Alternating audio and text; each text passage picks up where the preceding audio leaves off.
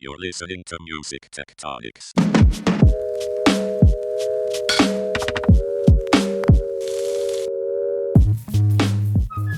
Welcome back to Music Tectonics, where we go beneath the surface of music and tech. I'm your host, Dmitri. I'm also the founder and CEO of Rock, Paper, Scissors, the PR and marketing firm that specializes in working with music innovation companies. And there's been a lot of talk in the industry and on this podcast about the post-streaming era, or where is streaming going next, and so forth. And I think a lot of us just take for granted this idea that there was these rise of these streaming services and this kind of emergence of an ecosystem, and that maybe it's unclear what's going to happen next, or the next thing that happens might not happen in streaming. But today I've got a couple of folks from the company Audiomack with me, and I'm excited because I think they have a global footprint that's getting really pretty big and significant, but a lot of people in the United States don't know as much about Audiomack as they might know about a Spotify or an Apple. And the other thing that I like about Audiomack is that they deepen into other ways of having listening experiences, other ways in which you can connect between artists and fans, what the listening experience is like. And like I said, the global footprint is something of significance. So here with me today, David Ponte is the co-founder and CMO of Audiomack, where he oversees the brand, user experience, and all marketing and external communications globally. Ponte is also the creator of the iconic Trap Symphony, which I'm hoping we'll hear about in this conversation. Hey, welcome to the show, Ponte. Hi, Dmitri. How's it going? It's going great, and I'm happy you're here. And I'm happy we also have Brian Zisook with us. He's the co-founder and EVP of Global Operations of Audiomack, where he oversees a team of 12 across 4 continents and manages relationships with more than 400 record labels and distribution partners. Before Audiomack, Z, as he goes by, co-founded DJ Booth, a digital music magazine covering the music industry. Z, super happy to have you here as well. Thank you so much, Dmitri. It's great to be here. All right, we got these 2 Audiomack co-founders here to tell us a bit more. But for those who've never heard of Audiomack, how do you guys like to describe it? Ponte, you want to help us with that? Audiomack is a music streaming and discovery platform. Most people know us by our apps. We have a listener app. We have a creator app. Our mission is to empower artists and to move music forward. So we have about 35 million people around the world who open it up every month. And we do billions and billions of streams every month. So we started in 2012 and have been chugging along ever since now. So the company has evolved and changed a lot over the years, but we're always trying to be ahead of the curve and always trying to be innovative. So there's always new things on the horizon that we like to talk about. Awesome. And Z, I'm curious, with Spotify, Apple, Amazon, YouTube, Tidal, all these streaming services, how did Audiomack carve out a space in such a crowded music streaming market? Great question. And the answer is in a variety of ways. So first and foremost, we created a platform that super serves artists at the very beginning of their journey. And if you're an artist at the beginning of your journey, you very likely have minimal resources, both human and financial. And so everything that we've built has been targeted with allowing artists to grow their brand, to grow their business without having to charge them for anything. And so we provide a wealth of free creator tools and features, both within the standard creator dashboard and, as Ponte mentioned, our creator app. And unlike other services that might charge a per month or annual fee for access to all of these tools, we give them all away. And very simply, we believe if the artist finds success on Audiomack, they will champion that success socially. That's the best marketing we could ever pay for. So that's first and foremost. Second, there's 2 types of streamers in the landscape. There are active and there are passive streamers. For those listening who don't know the difference, passive is those who press play on a playlist, let's say Rap Caviar on Spotify, and they just let the playlist rock. They're not interested in necessarily artist discovery or exploring. Whereas with Audiomack, we have a very particular type of user. Someone who is younger, they naturally have more free time. We have 94% of our 35 million monthly active users are multicultural, and they have a very specific and more narrow subset of genres that they're really interested in. And so we hyper curate and human curate hip hop, R&B, Caribbean, Latin, African music, and we're super serving the needs of our users. Wow, it sounds like it's almost like you guys have a different kind of genome of where you come from than, I mentioned Spotify and Apple, but honestly, it sounds like you're more in the SoundCloud, YouTube kind of world where it feels very creator oriented. Is that right? That's exactly right. We like I said in the opening lead here, where we like to empower artists. So we primarily want to provide value for them. And give them free tools, give them information and data and metrics that they could use and take action on. So we do all this for free. And I think it's sort of there's a yin and a yang to it, right? Like if we provide artists with value and we give them tools, then they're going to tell their fan bases about Audiomack and that they should use Audiomack, and that we're actually genuinely supportive of artists and what their needs are. So it's binary to some degree, but it's tough being a relatively scrappy and I don't want to say undercapitalized, but less capitalized streaming service compared to an Apple, which is a $1 trillion company, or a Spotify, which is many, many $billion company. We try to use this to our advantage. We want to be more nimble, more agile, and more focused on what the artist experience is and how to enhance that.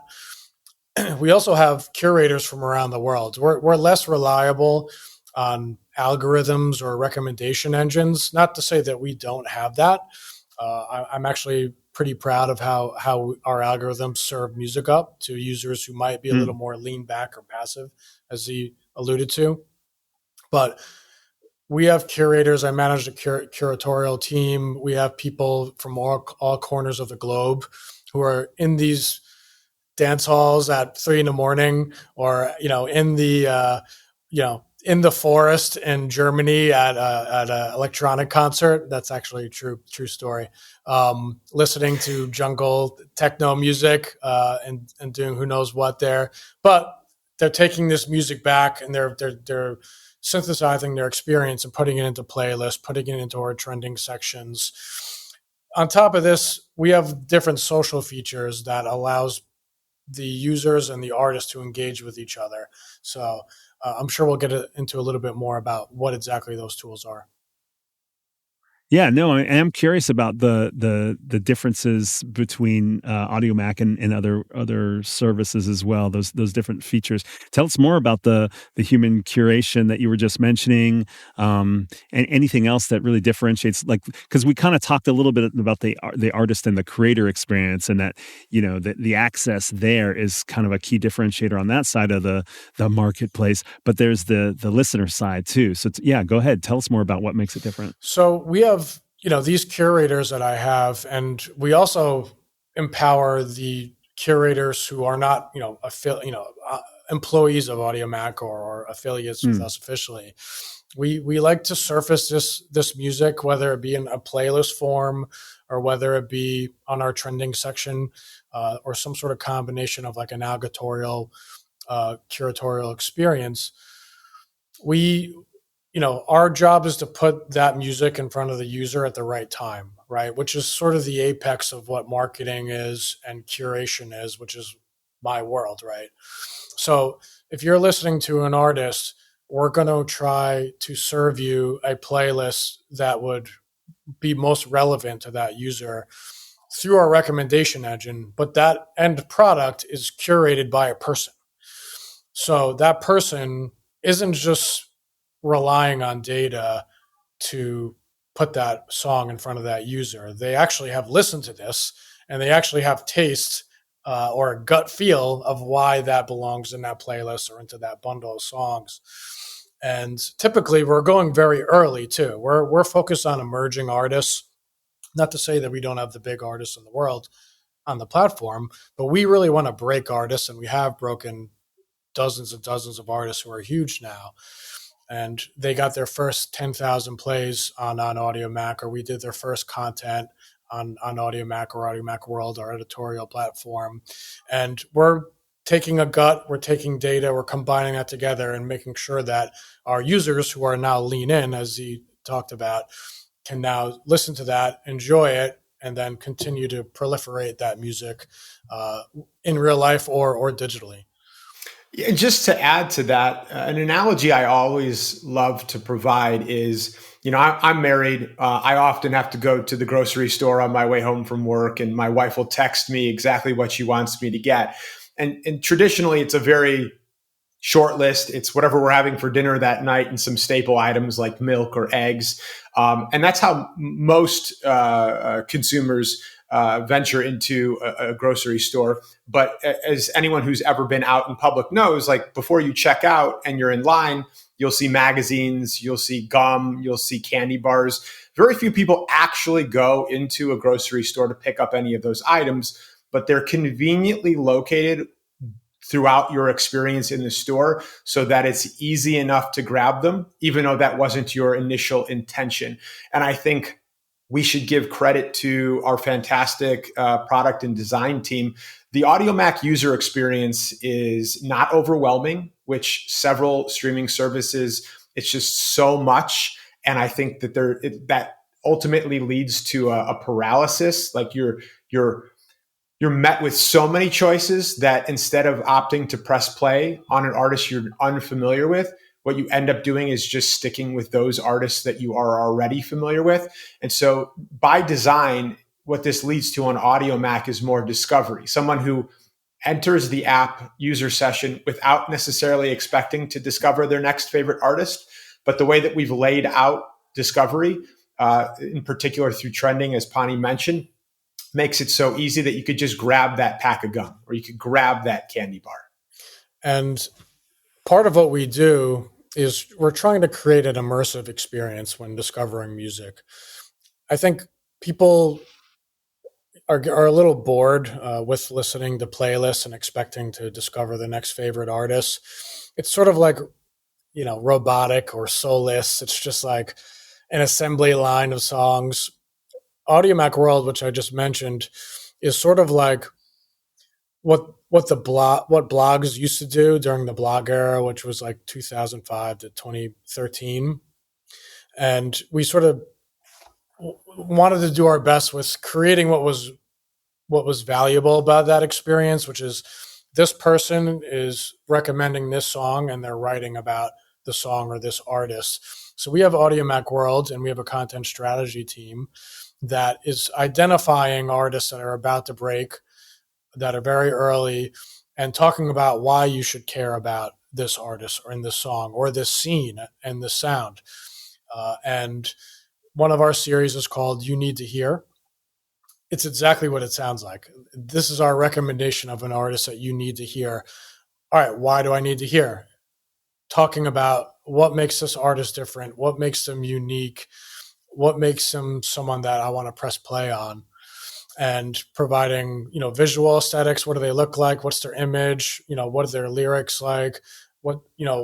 How do they structure their songs? Just so you could get immersed in this experience. And really, it's sort of like an album liner, which we hear a lot of people, wax nostalgic about and miss those days about, like, I'm actually holding a physical album and I'm reading this about this artist. It makes you like them more. It makes it feel more human. So we did this in a digital form with You Need to Hear and other series similar to that. And you're not seeing other streaming services do stuff like this. So we're very proud of our editorial team that's able to bring these artists to life and allow users to discover them in a different way.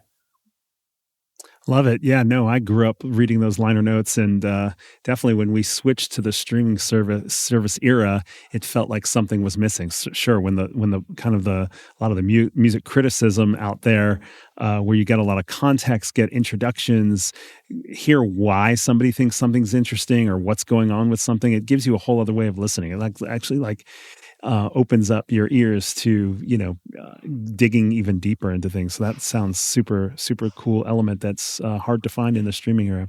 All right, listen, I want to ask you guys a little bit about this global impact and what you've learned from being such a global company, but we've got to take a quick break. We'll be right back. Hey, all you Music Tectonics podcast listeners. Mark your calendars for our final Seismic Activity online event of the year. Join us on December 11th at 10 a.m. Pacific, 1 p.m. Eastern, 6 p.m. UK time on Zoom for 2024 wins and 2025 intentions, an open mic. You'll get the opportunity to come on camera and celebrate 2024 wins and set intentions as we head into 2025. Let's end this year with community and positivity. Register for free and learn more about our monthly Seismic Activity online event series at musictectonics.com. See you there. Okay, we are back, and I wanted to ask you guys, with such a global footprint of users, what have you learned about music listening, about fan engagement, about releases around the world in different regions? Z, can you help us with that? Absolutely. And fantastic question. I think, first of all, this is a huge credit to our expansive team. We have team members across the globe. These folks love what they do. They are not in it for proximity's sake or clout. These are audiophiles and music heads and crate diggers. And they understand both sides of the coin in their marketplaces and across their verticals. As an example, when we started to see traction in Africa, we didn't take for granted that the consumer base there was beginning to utilize our app. We opened up shop on the ground in Africa. We have an office in Lagos, and we have a team who operates out of that office. This includes content strategy, content operations, social media management, business development. And so in order to super serve the needs of both the creator space and the user base, you have to be amongst the people. You have to touch grass. And so to understand what they're looking for, you can't really do that from abroad. And not to compare with other services necessarily, but a lot of the content decisions, a lot of the algorithms that are built, a lot of the editorial that's done, it's not done on the ground in these markets. It's done from New York, from Los Angeles, from the UK. Can you do it? Sure, you can do it. Can you do it optimally with everyone's best interests being served? Probably not. Yeah. And in terms of like what you learn about, are there different listening habits in other parts of the world that change things for how you approach building a streaming service and building audience? That is a really interesting part of the job that, we could see how people engage with music. I think like one example is in East Africa and Tanzania and Dar es Salaam, people are just more likely to favorite songs or like songs, while in the US, people are more likely to add songs to playlists. Like little things like that make a big difference. I think in West Africa, the stan culture is quite evident. The fans of these artists will essentially act like they're family members of the artists and will go to bat for them and defend them all the way to the grave. And they're just so passionate. If you go to these shows, I was in Lagos and I've been to a couple shows there. It's much different than a show in New York, right? People in New York kind of too cool sometimes to like really just go out and go crazy to see their favorite artists. Not the same thing in even in UK or in Lagos, for example, where people are screaming and yelling like it was the Beatles getting off the plane in New York in the 60s. So, what happens in real life is mirrored on the app digitally. So it is always interesting to see the differences in how people engage with the music and engage with the artist depending on where they are in the world. I suspect that gives you guys, Audiomack, an opportunity to sort of rethink user experience because those interactions are different. The expectations and just the behaviors are so different that you don't necessarily have to compete with streaming services that have made their mark entirely in the West, right? That are expanding into the West with an existing type of platform user experience, whereas you guys could bring features over that worked well in, say, West Africa and bring them into into the US as well. Yeah, I think that there's a tendency in the West to assume that Africa is a monolith.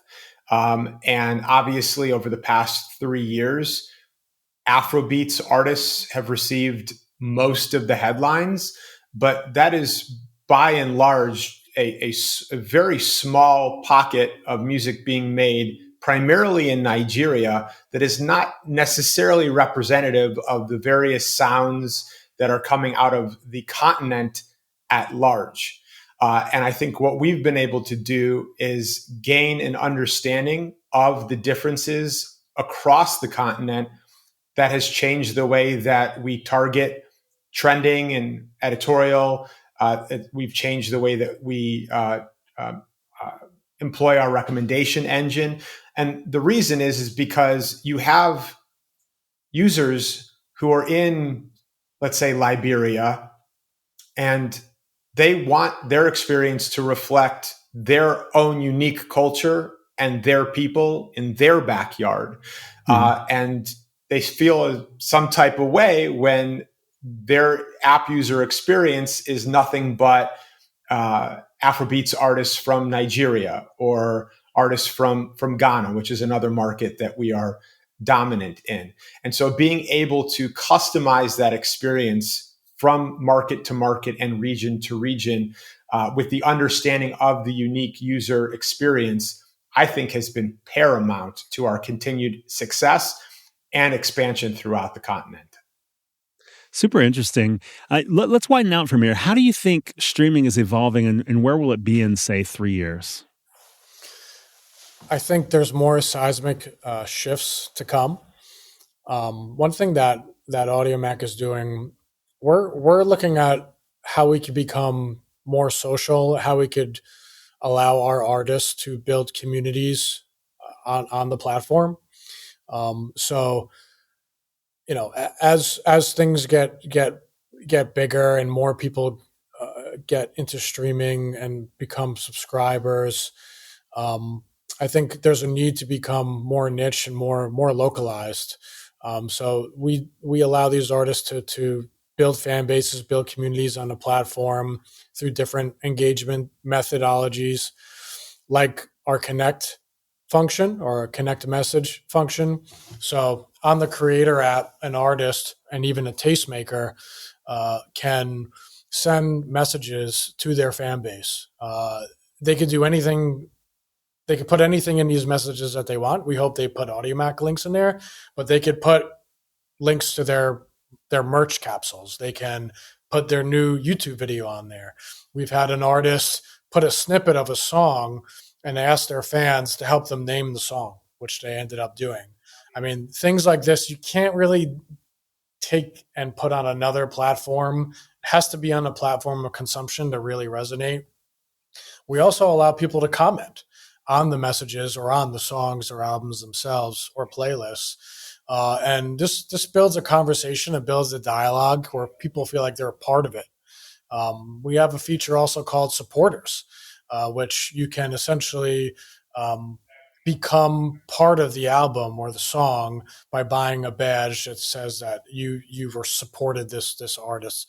And by supporting a song or album, the artist can now send messages directly to the people that supported them. So from an artist perspective, you know that your supporters have put out some money to support you. And that's valuable for an artist to understand, all right, this is like a paid fan club that I can now, continue to monetize more or provide more value to. They could get first access to tours. They could get, they could get a more intimate conversation going. So we're going to continue to try and build this out and allow artists to build these communities And that's how we've seen other platforms have success. So we're trying to take what we learn from them and build it out in our own way. Yeah, it seems really like a very dynamic way to experience music that's different than a lot of the mainstream streaming platforms where it feels like it's just super, like super narrow experience. It's just passive listening here, and it really seems like it can build relationships. Z, are there other features that Audiomack has built out to kind of address some of the things we've been talking about? Yes, Ponte touched on most of them. Another feature that we have is our promo assets. So when an artist sees success on Audiomack, and that success can come in all shapes and sizes. It could be as simple as their newest song is added to trending or an editorial playlist.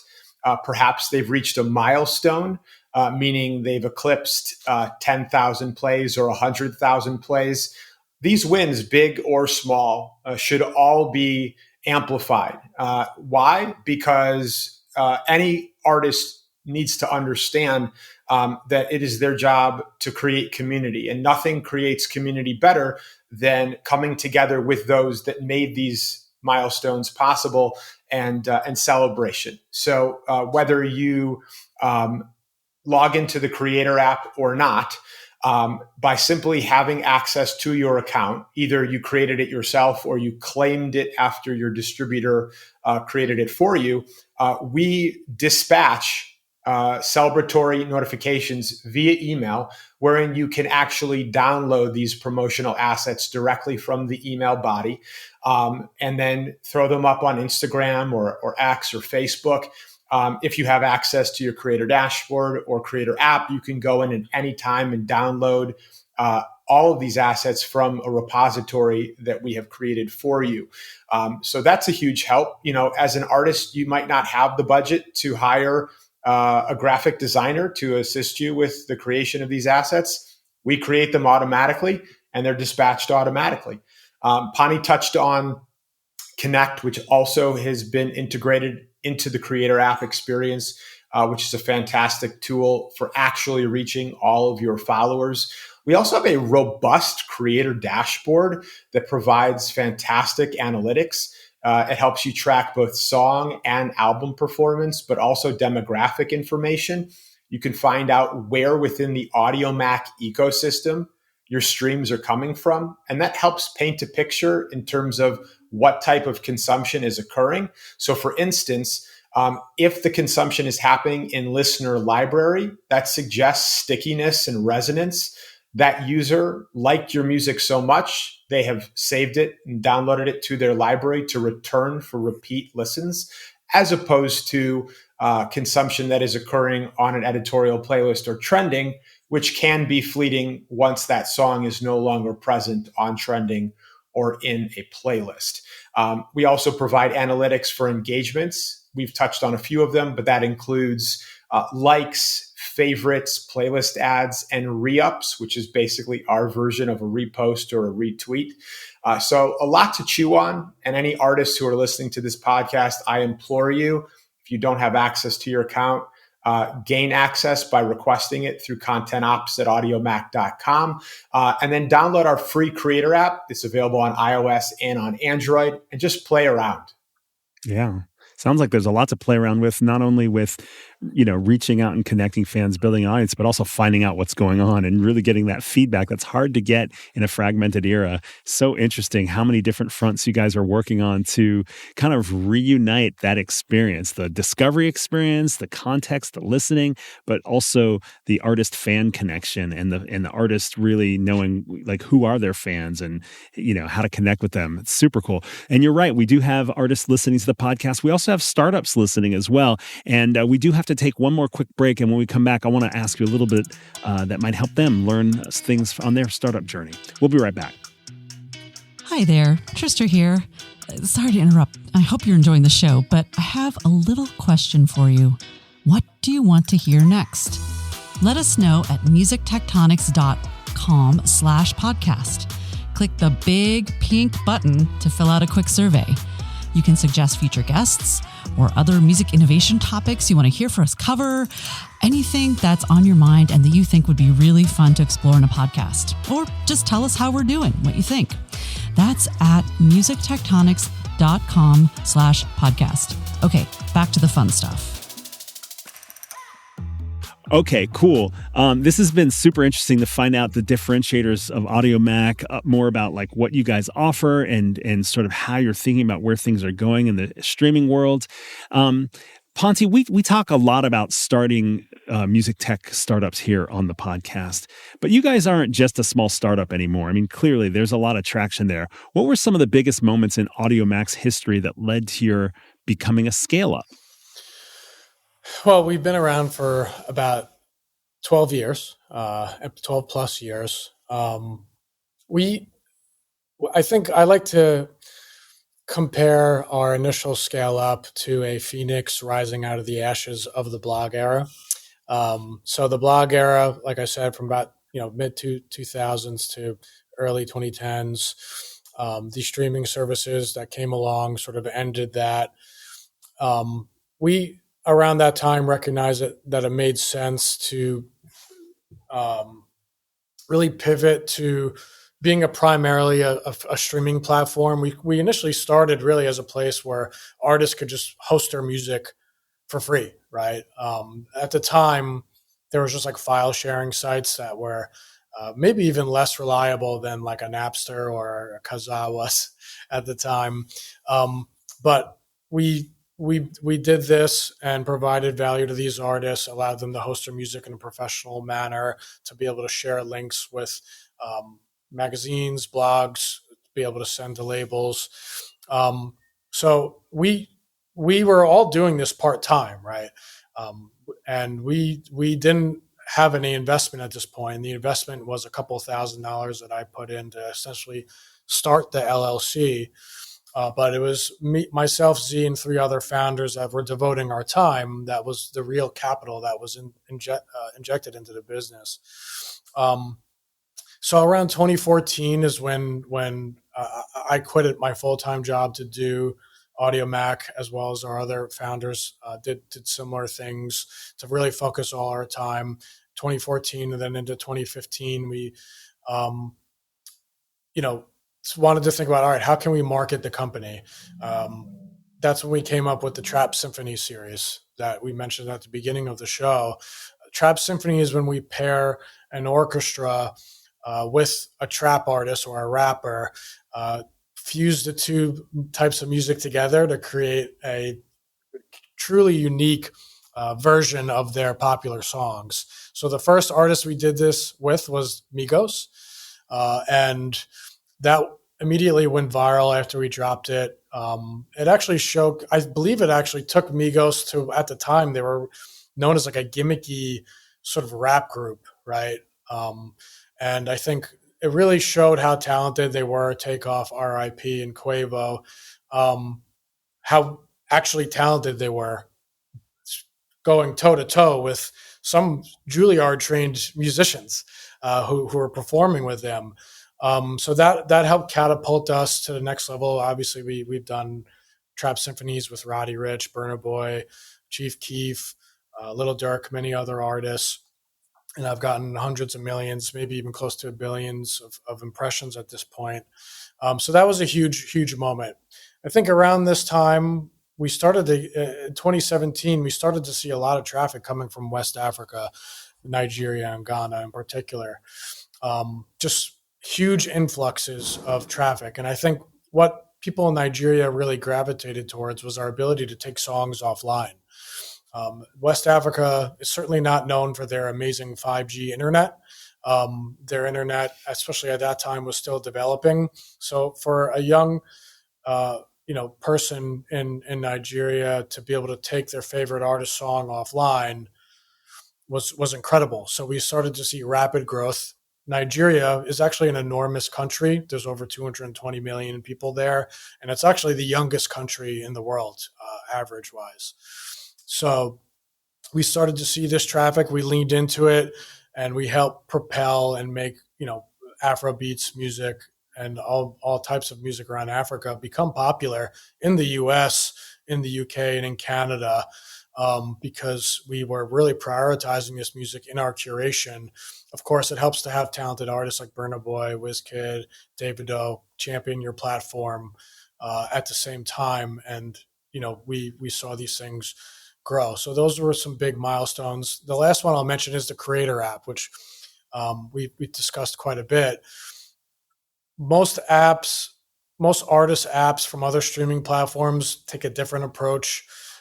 Z went into great detail about the value that it has to have the Creator app on your phone as an artist. This was huge, putting the tools and the control right in the artist's hands. And this helped propel our growth from the artist side of the platform, which then subsequently helps grow the listener side of the platform. Wow, I think it's so interesting how much in-person stuff was happening in your description of some of these benchmark moments for Audiomack. And it really shows, like with both of your history and the founding of Audiomack, that you're really connected to music scenes when you launched the company. It wasn't a tech idea, it was really more, you are the crate diggers, you are the curators, you're the music freaks already that it came from. Spot on. And when people ask me what makes us unique and different beyond what they know, what is public knowledge, I often highlight that there are so many people at this company who come from a creative background. One of our co-founders and our CEO, Dave Mackley, he and I connected on the internet in 2004 via email, because he was a college DJ, I was a college DJ at different colleges, and we had that in common. We have our current VP of product, who is also a recording artist himself. One of our lead data scientists is a recording artist also. Our outgoing CRO got his start as a producer. So you have people embedded within this company who understand the plight of the creative because they themselves are creatives. And so the solutions that they help come up with derive from what would I want as the artist, not just as an employee of a streaming service. Going back to startups and kind of like how you get from here to there or from there to here, do you think other startups that have had the type of organic growth that you've had should be focused on seeking investment for even more growth, like really pouring the kerosene on the fire, or should they just continue bootstrapping? Do you have a perspective having lived through this? Yeah, I highly recommend bootstrapping for as long as you can. Pani mentioned sweat equity, and we put a great deal of that into the company. Let me explain why. So traditionally, when you take money from an entity, either a VC or a bank, you're beholden to that entity. And so you start making decisions that aren't necessarily in the best interests of the long-term health of the company, but more so in making good on that investment. From 2012 through 2018, we took no outside investment whatsoever, which is what I believe allowed us to launch successfully and make all of the changes on the fly based on the feedback and the data that we were getting. And then even when we did take our first round, which is the only round to date that we've taken in 2018, it was with partners that have not held our feet to the fire. And that's important because you want to make decisions that you believe will be in the best interests of, at least in this business, both the creator and user space.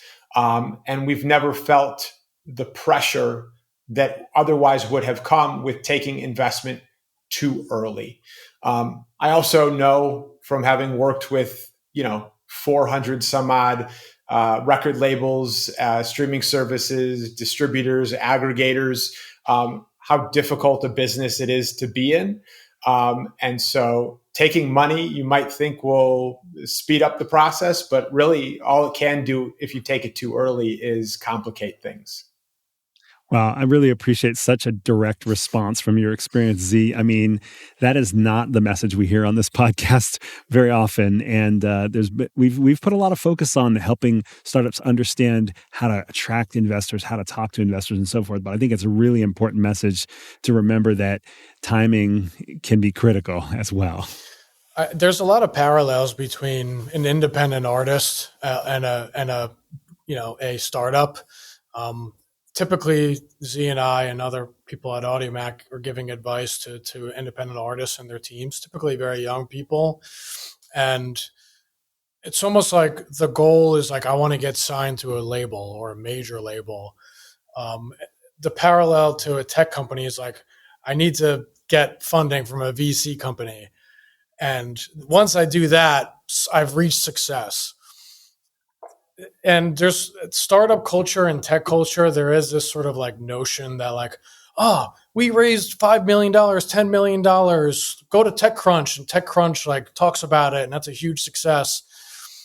It's sort of out of whack to me. Like, really, you want to build as much value in the company and provide and get as many valuable stakeholders involved in the company as possible before you raise money, or from an artist standpoint, before you get signed.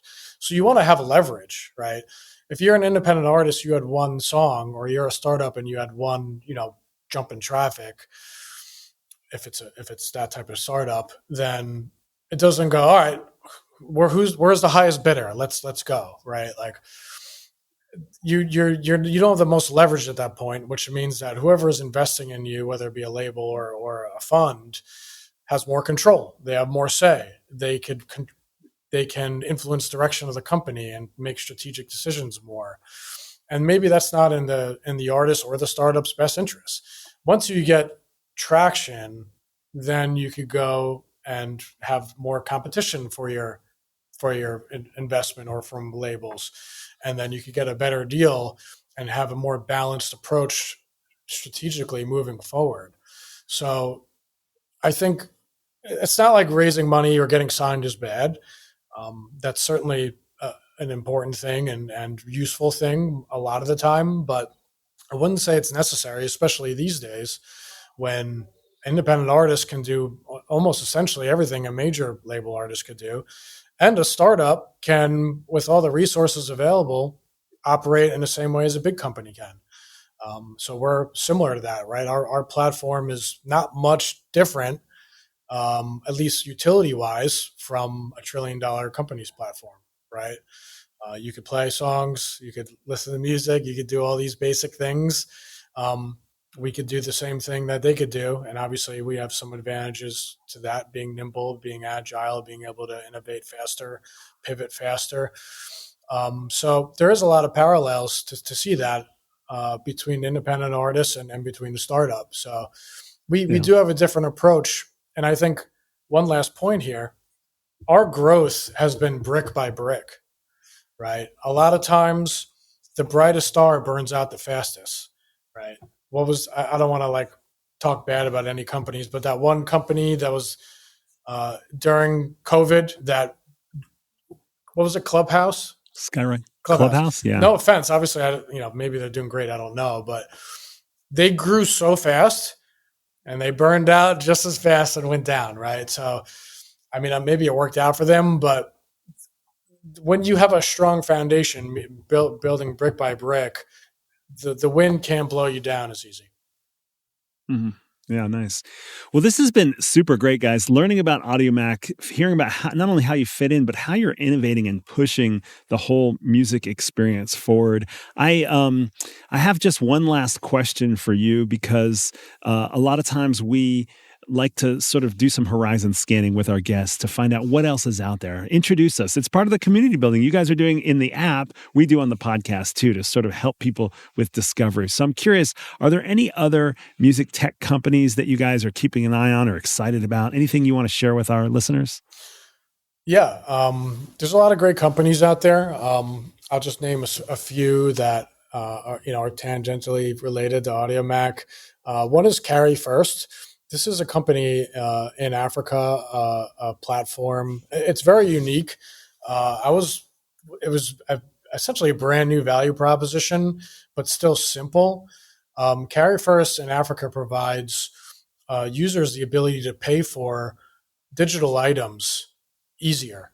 So in Africa, generally speaking, that's one of the obstacles that many people face there is just banking and the lack of options to pay for things.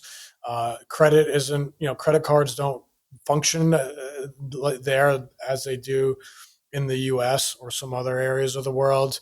Carry First allows users to pay for digital items, like things like, Fortnite skins or different weapons in Call of Duty. I mean, and just so many different things you could get. And actually, Audiomack is the first streaming service to allow users to pay for week, month, or day passes, which is a way to subscribe on Audiomack, where you could subscribe for 1 day, 1 month, etc. That in itself is super cool. We didn't talk about that at all, but it's super cool for a different market. It's huge, and it's compatible to a lot of people's lifestyles there. If you're hosting a party, buy a day pass, and you could have no ads on while you're listening, which is obviously how we create revenue and how we pay artists. So Carry First allows people to pay for safely and confidently for this.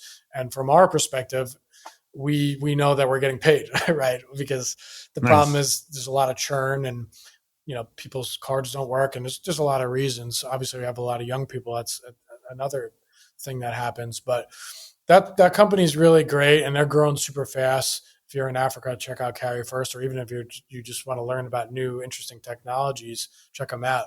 There's also a company, Airbuds. We're in discussions with them. But Airbuds is a way, again, talking about community building and the social part of listening to music.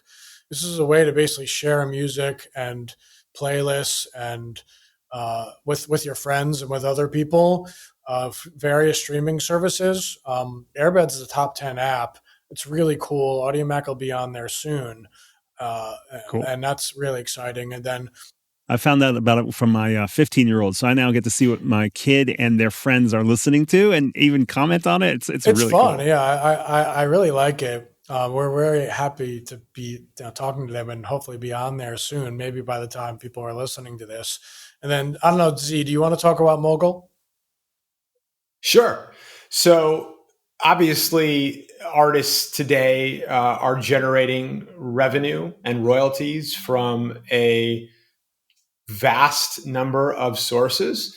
And what Mogul has accomplished is they have created a dashboard that pulls in royalty tracking from all of these various stores and platforms so that artists can really get a sense of how they're performing in as close to real time as possible, as opposed to separately having to log into multiple dashboards across various sites. So they're basically aggregating financial data and putting it into a one view, one-stop shop option for artists. And so we recently announced that we have integrated with Mogul. And, this fits in line with everything that we've done historically as a company, which is to super serve artists and provide them with a wealth of tools and features without having to put hurdles in the way that they have to clear in the first place. Well, I love that these recommendations of other startups come out are ones that you guys see value in enough to partner with as well. This is just not like horizon scanning in the distance, but you have such a collaborative spirit. And if you see a good feature, you're integrating or talking to folks about how you can partner. It really says something about the culture with you guys. This has been super valuable. I hope that everyone listening has gotten a lot from this. I've been talking with David Ponte, co-founder and CMO of Audiomack, and Brian Zisook, the co-founder and EVP of Global Operations of Audiomack. Guys, thanks so much for being on the podcast. Thanks, Dmitri. Happy to be here. Thank you. Thanks, Dmitri. Take care. Thanks for listening to Music Tectonics. If you like what you hear, please subscribe on your favorite podcast app. We have new episodes for you every week. Did you know we do free monthly online events that you, our lovely podcast listeners, can join? Find out more at musictectonics.com. And while you're there, look for the latest about our annual conference and sign up for our newsletter to get updates. Everything we do explores the seismic shifts that shake up music and technology, the way the Earth's tectonic plates cause quakes and make mountains. Connect with Music Tectonics on Twitter, Instagram, and LinkedIn. That's my favorite platform. Connect with me, Dmitri Vitsa, if you can spell it. We'll be back again next week, if not sooner.